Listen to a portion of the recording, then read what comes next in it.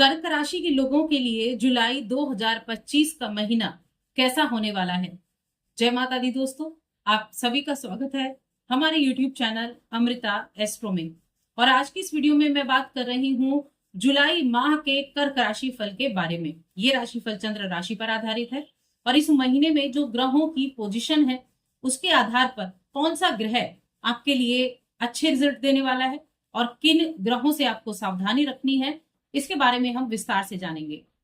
तो देखिए, अगर मैं ग्रहों की स्थिति की बात करूं तो कर्क राशि के स्वामी जो होते हैं वो चंद्रदेव होते हैं, जो हर 2 से ढाई दिन में अपनी राशि बदल लेते हैं। तो अब यहाँ ग्रहों की स्थिति आ जाती है तो आपके राशि में बुधदेव बैठे हुए हैं, जो आपके तीसरे घर के स्वामी और आपके 12वें घर के स्वामी हैं।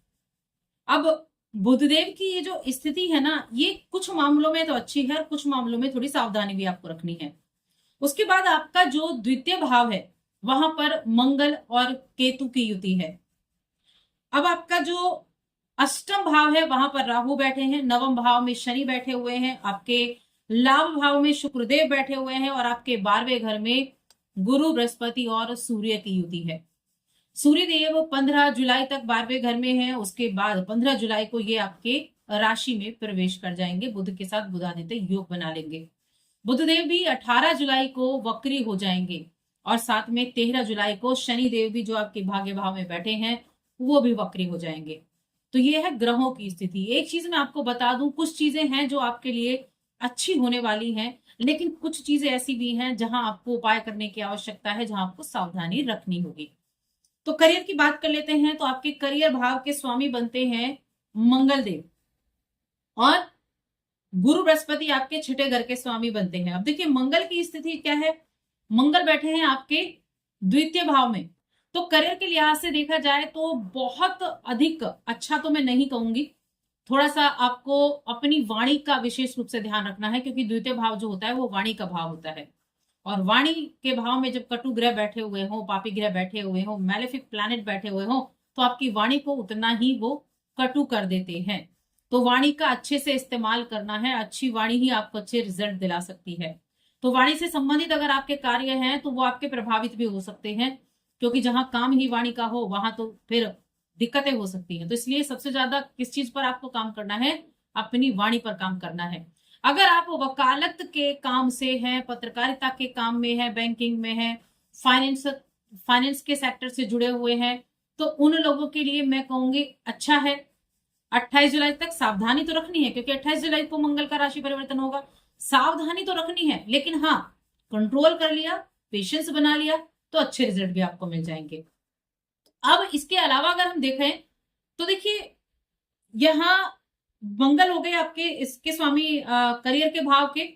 लेकिन अगर आप नौकरी में बदलाव करने के बारे में आपके मन में आ रहा है तो नौकरी में बदलाव आप 28 तारीख के बाद करें। 28 तारीख के बाद की आपकी स्थिति नौकरी में बदलाव के लिए अच्छी होगी। उससे पहले किसी भी तरह का रिस्क लेना आपके लिए परेशानी का सबब बन सकता है। उतनी अच्छी अनुकूल स्थिति नहीं है। अब यहाँ जॉब के मामले में रिस्क लेना ठीक नहीं है, लेकिन अगर हम व्यापार की बात करें तो व्यापारी के स्वामी होते हैं शनि। और शनि कहाँ बैठे हुए हैं, आपके भाग्य भाव में, और गुरु बृहस्पति बैठे हैं आपके 12वें घर में। देखिए, ये जो स्थिति हम कहें व्यापार की है, तो यहाँ शनि वक्री हो जाएंगे और वक्री होने के बाद आपको डिसीजन थोड़ा सोच समझ कर लेने होंगे, सूझबूझ की आवश्यकता होगी। सहकर्मियों के साथ अपने अच्छे संबंध बनाकर रखें। अपने संबंधों को जितना अच्छे रखेंगे उतना अच्छा रहेगा। यहाँ कौन कौन सा ग्रह आपके लिए अच्छा है, तो मैं कहूंगी कि बुधदेव आपके लिए अच्छे हैं। बुधदेव आपकी राशि में बैठे हुए हैं, सप्तम को देख भी रहे हैं, व्यापार के कारक भी हैं। 18 जुलाई तक व्यापार अच्छा रहेगा, उसके बाद थोड़ी सावधानी रखनी है। और मंगल और केतु दोनों ही पापी ग्रह हैं, एग्रेशन लेकर आने वाले ग्रह हैं, तो उसकी हमने बात कर ली। उसके बाद अगर हम गुरु और सूर्य को देखें तो देखिए, सूर्य 12वें भाव में किसके स्वामी, धन भाव के स्वामी हैं, 12वें घर में बैठे हुए हैं सब, और छठे घर को देख रहे हैं। सबसे पहले तो हेल्थ को थोड़ा सा परेशान कर सकते हैं, खर्चे आपके बढ़ा सकते हैं, लेकिन साथ ही साथ ये विदेश से आपको लाभ भी दिला सकते हैं। विदेश से जुड़े हुए काम हैं तो आपके लिए अच्छा रहेगा। विदेश जाना चाहते हैं तो बहुत अच्छा है। राहु का अष्टम में बैठना, भाग्य भाव में शनि का बैठना और भाग्य के स्वामी का 12वें घर में बैठना, तो ये आपको विदेश यात्रा करा सकता है, विदेश से अच्छे लाभ दिला सकता है। अब फाइनेंशियल कंडीशन कैसी रहेगी? सारे ग्रहों को तो हमने कहा अच्छे नहीं है, लेकिन शुक्रदेव की हमने बात नहीं की। शुक्रदेव अपनी राशि में बैठे हैं, आपके इनकम हाउस में, एकादश भाव में अपनी ही राशि में बैठे हैं। चौथे घर के स्वामी भी हैं, लग्जरी चीजों के, भुख भौतिक सुख सुविधा के स्वामी भी हैं। ये शुक्रदेव की स्थिति इस महीने में सबसे अच्छी होने वाली है, जो आपको धन देने का काम करेगी। तो इस महीने में हो सकता है जिस लेवल का आप सोच रहे हैं उस लेवल का तो ना मिले, लेकिन एक चीज आपको ध्यान रखनी होगी, जिस तरह का आप काम करते हैं उस काम के हिसाब से आपको अच्छा प्रॉफिट मिलेगा। जो भी आपका काम है, जिस लेवल का आपका काम है, उस लेवल से आपको अच्छे रिजल्ट शुक्रदेव देने वाले हैं, परिणाम देने वाले हैं। लेकिन कहते हैं कि कर्म से भाग्य बदलता है और कर्म के अनुसार ही आपको अपने रिजल्ट भी मिलते हैं। तो कर्म के स्वामी की स्थिति अच्छी नहीं है, मंगल की द्वितीय भाव में है, लेकिन लाभ के स्वामी की स्थिति अच्छी है, जो लाभ देंगे, भौतिक सुख भी देंगे। आपके अपने कर्मों के आधार पर वहां आपको रिजल्ट मिलेंगे, अच्छी आमदनी होगी, लेकिन हो सकता है बचत उतनी ना कर पाए। अब शुक्रदेव ने तो आमदनी करा दी, पैसा आपको दिला दिया, लेकिन जहां बचत करनी है वहां पर तो मंगल और केतु बैठे हैं, और उसके स्वामी द्वितीय भाव के स्वामी 12वें घर में बैठे हैं। कहीं ना कहीं से कुछ ना कुछ खर्चा आपको दिख जाएगा, तो बचत करना बड़ा मुश्किल रहेगा इस महीने में। तो उपाय जरूर करने हैं, क्योंकि आमदनी आएगी, आमदनी होगी, पैसा हाथ में आएगा, लेकिन खर्चा कहां से आ जाएगा पता नहीं चलेगा। तो बचत करते हुए कम प्रतीत होंगे आप। तो यहाँ उपाय मैं आपको बताऊंगी, पहले हम बाकी चीजों की बात कर लेते हैं, प्रेम जीवन और वैवाहिक जीवन की बात कर लेते हैं। प्रेम के स्वामी भी मंगल देव है, मंगल देव आपके द्वितीय भाव में बैठे हुए हैं।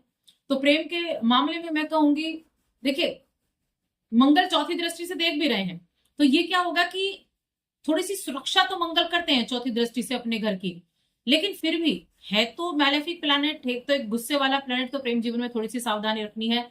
बातचीत के भाव में बैठे हैं, यानी वाणी के भाव में बैठे हैं, वाणी कटु हो सकती है, एक दूसरे के प्रति थोड़ा सा वाणी में धैर्य बनाकर रखें, क्योंकि कठोर वाणी हमेशा नुकसान पहुंचाती है, दुश्मन बनाती है, तो रिश्तों में भी परेशानियां खड़ी करती है। तो वाणी का अच्छे से इस्तेमाल करना और वाणी पर थोड़ा कंट्रोल करना आपके लिए बहुत जरूरी है।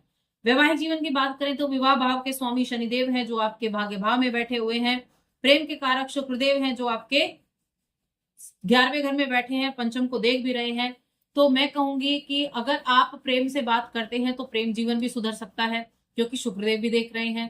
वैवाहिक जीवन की बात करें तो भाग्य का सपोर्ट तो मिलेगा, परिणाम अच्छे मिलेंगे, ठीक ठाक रहेगा। लेकिन 13 जुलाई के बाद थोड़ा सा वैवाहिक जीवन में ध्यान रखना है, शनि वक्री हो जाएंगे, तब थोड़ा सा ध्यान रखना है। आपकी जीवन साथी की हेल्थ का अच्छे से ध्यान रखना है, उनकी हेल्थ संबंधी प्रॉब्लम हो सकती है। अब बात करते हैं पारिवारिक जीवन की। तो कुटुंब का भाव है आपका द्वितीय भाव, जहां मंगल बैठे हैं, फिर से मंगल आ गए, मंगल बैठे हैं, वही वाणी का थोड़ा सा ध्यान दें। और सूर्य भी 12वें घर में बैठे हुए हैं, जो कि द्वितीय भाव के स्वामी हैं। तो मैं कहूंगी छोटे मोटे विवाद हो सकते हैं, उग्रता आ सकती है, उतावलापन हो सकता है, तो थोड़ा ध्यान रखें। और परिवार में किसी सदस्य का हेल्थ भी थोड़ी सी प्रभावित हो सकती है, क्योंकि कुटुंब के घर का स्वामी 12वें घर में गया है, तो थोड़ा हेल्थ इशू आपको परिवार में किसी के हेल्थ में देखने को मिल सकते हैं, थोड़ा ध्यान रखेंगे। खासतौर से जब तक मंगल और केतु की युति है, 28 को मंगल राशि बदलेंगे, तब स्थितियां थोड़ी बदलेंगी। हालांकि शुक्रदेव तो 15 जुलाई को ही राशि बदल कर आ जाएंगे आपकी राशि में, तब थोड़ा सा कहीं ना कहीं राहत आपको देखने को मिलेगी। तो भाई बंधुओं के साथ रिश्तों को अच्छा बनाकर चले। ओवरऑल अगर देखा जाए ना, तो शुक्रदेव लाभ दिला रहे हैं, बाकी आपकी वाणी पर निर्भर करता है और खर्चों को कंट्रोल करना है। यही हम शिक्षा की बात करते हैं, तो शिक्षा भाव के स्वामी मंगल हैं, मंगल बैठे हुए हैं आपके द्वितीय भाव में।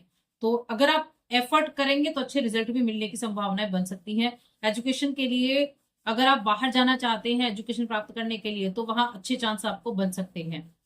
अब उपाय की बात करते हैं, जो सबसे महत्वपूर्ण पार्ट है इस वीडियो का, क्योंकि कई ग्रह ऐसे हैं जो आपको परेशानी दे रहे हैं, खासतौर से मंगल परेशानी दे रहे हैं, सूर्य भी परेशानी दे रहे हैं, तो इनके उपाय करना जरूरी है। 2 उपाय मैं आपको बताऊंगी। एक तो प्रत्येक मंगलवार को सुंदरकांड का पाठ करना बहुत ज्यादा जरूरी है। दूसरा है कि गणपति अथर्व शीस का पाठ करना आपके लिए बहुत जरूरी है। अगर आप गणपति अथर्व शीस का पाठ प्रतिदिन करेंगे ना, तो बहुत अच्छे रिजल्ट आपको देखने को मिलेंगे। और साथ में रुद्राभिषेक कराएं, प्रत्येक सोमवार के दिन रुद्राभिषेक करें। इन उपायों को करने से बहुत सारी चीजों में आपको राहत देखने को मिलेगी। तो बस आज की इस वीडियो में इतना ही। वीडियो कैसी लगी हमें कमेंट करके जरूर बताएं। जय माता दी।